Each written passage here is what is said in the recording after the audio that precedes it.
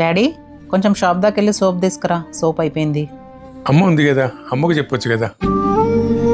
అదేం డాడీ అమ్మకి చెప్తానవేంటి? తీసుకొస్తే ఏమైంది, కాలిగినే ఉంది కదా.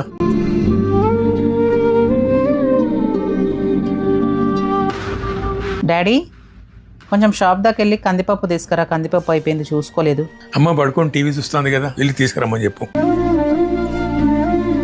అదేం డాడీ అన్ని పనులు అమ్మకి చెప్తాను.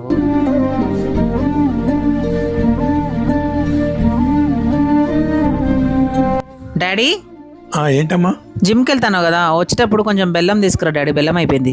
అమ్మ ఖాళీగా ఉంది కదా, ఫోన్ చూసుకుంటా. అమ్మకు చెప్పొచ్చు కదా. అన్ని పనులు నాకే చెప్తా ఏంటమ్మా?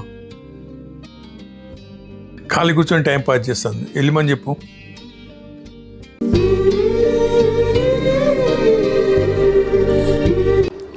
డాడీ